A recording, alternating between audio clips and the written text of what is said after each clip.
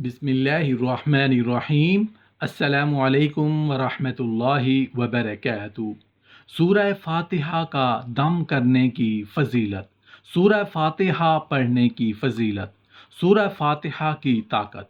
محترم ناظرین، سورہ فاتحہ کی یہ شان ہے، عظمت ہے، اور اس میں ایسی طاقت ہے کہ اس سے مکمل شفا حاصل کی جا سکتی ہے۔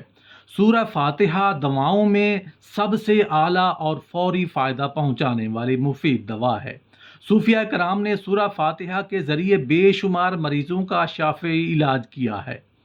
اس کی ایک آیت مبارکہ ایاک نعبد و ایاک نستعین سب سے زیادہ شفائی اور حل المشکلات کی اثرات رکھتی ہے۔ رسول اللہ صلی اللہ علیہ وآلہ وسلم نے سورۃ الفاتحہ کے بارے میں کتنی خوبصورت باتیں بیان کی ہیں۔ سب سے پہلی بات نبی کریم صلی اللہ علیہ وآلہ وسلم نے فرمایا، قسم ہے اس ذات کی جس کے ہاتھ میں میری جان ہے، اللہ تعالیٰ نے آسمانی اور الہامی کتابوں میں نہ تو تورات میں ایسی صورت نازل کی، نہ انجیل میں ایسی صورت نازل کی، نہ ہی زبور میں ایسی کوئی صورت نازل کی۔ اللہ تعالیٰ نے سورۃ الفاتحہ کو نازل کر کے اپنی مخلوق پر انعام کیا ہے۔ یہ 7 آیت مبارکہ بار بار پڑھی جانے والی ہیں۔ یہ ام القرآن بھی ہیں اور قرآن مجید کی ماں کا درجہ اس کو دیا گیا ہے۔ رسول اللہ صلی اللہ علیہ وآلہ وسلم نے فرمایا، سورۃ الفاتحہ ایک بے مثال نور ہے۔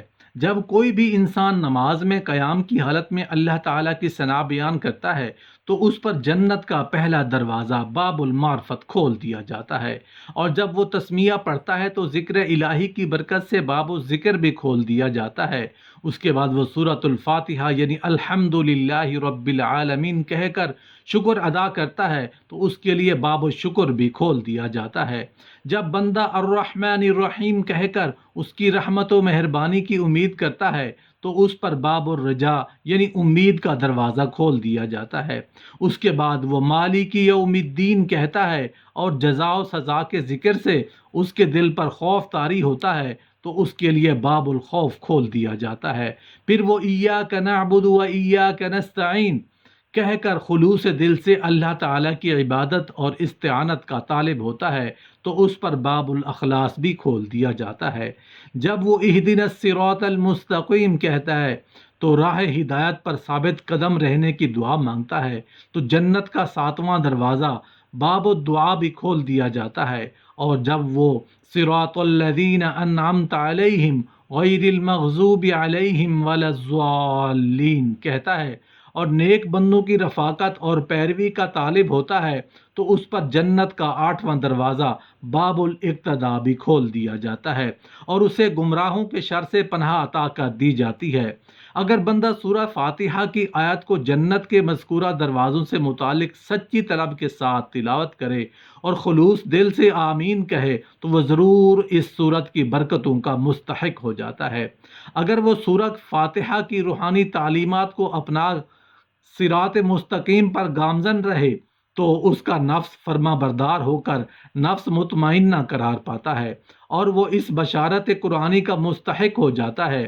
رسول اللہ صلی اللہ علیہ وآلہ وسلم کے فرامین کی روشنی میں اس سورت کی 5 باتیں یاد رکھنی چاہیے۔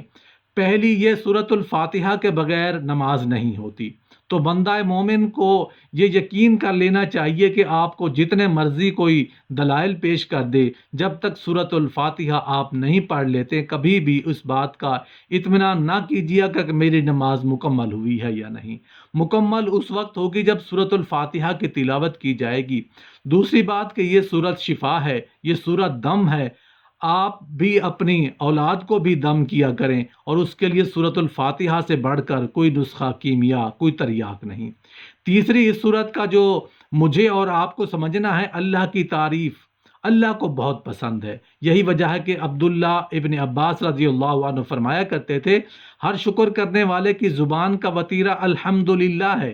سب سے پہلے آدم علیہ السلام نے جو کلمہ اللہ نے جب انہیں پیدا کیا، جب روح ڈالی تو سب سے پہلا کلمہ جو ان کی زبان پہ آیا وہ الحمدللہ تھا، اور ابراہیم علیہ السلام نے بھی جب سب سے پہلے الحمدللہ ہی کہا تھا، اور حضرت اسحاق اور حضرت داؤد اور حضرت سلیمان علیہ السلام کے قصے میں یہی بات ملتی ہے۔ اور اللہ رب العزت نے اپنے پیغمبر سے بھی مخاطب ہو کر فرمایا الحمدللہ۔ اور اللہ رب العزت نے قرآن مجید میں اس آیت کا تذکرہ کیا کہ جنتیوں کی زبان پہ بھی اگر کوئی بات ہوگی تو وہ یہی ہوگی کہ الحمدللہ۔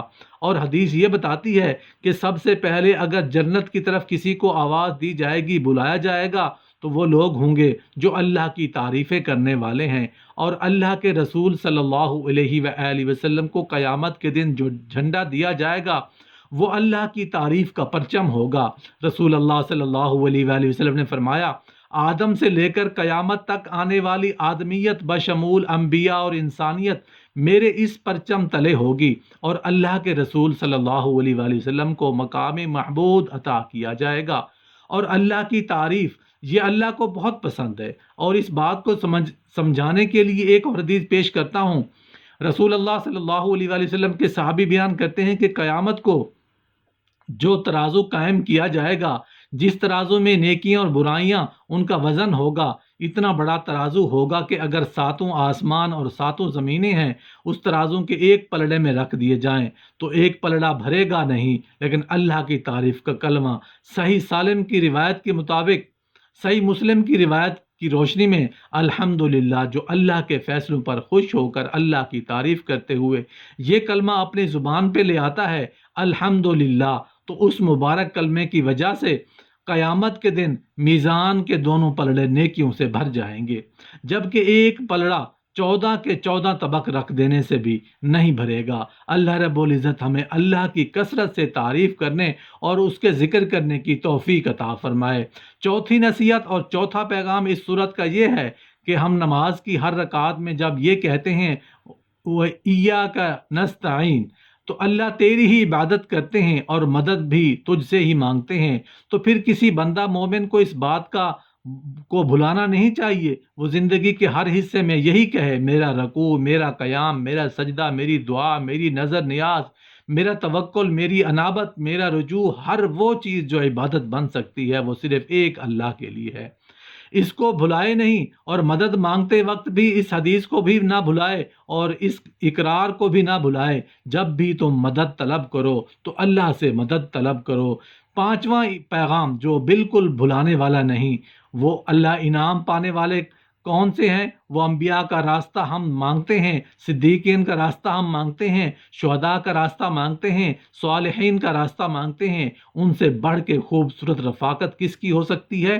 اتنی سعادت کہ ہم مانگتے ہیں اے اللہ قیامت کے دن انبیاء کے صف میں بھی کھڑا فرما، شہداء، صالحین اور نیک لوگوں کے ساتھ نصیب فرما، لیکن ساتھ اس بات کا مطالبہ کرتے ہیں اللہ ہمیں یہودیوں کا راستہ، عیسائیوں کا راستہ، مغضوب علیہم، یہود ہیں، عیسائی ہیں، اور وہ لوگ جن پر اللہ کا غضب ہوا کیونکہ انہوں نے اللہ کی کتاب کو ٹھکرا دیا اور علم سیکھنے سے ہی اپنے آپ کو دور کیا۔ عیسائیوں کو کیوں کہا گیا یہ کیوں گمراہ ہے؟ پڑھنے کے باوجود انہوں نے عمل کرنا پسند نہیں کیا۔ اس لیے ہم راستہ مانگتے ہیں اللہ تعالیٰ سے انبیاء اور شہداء اور صالحین اور صدیقین کا، جن کو علم سے محبت تھی، جن کو اللہ کا تقرب حاصل کرنے کا ذوق اور شوق تھا،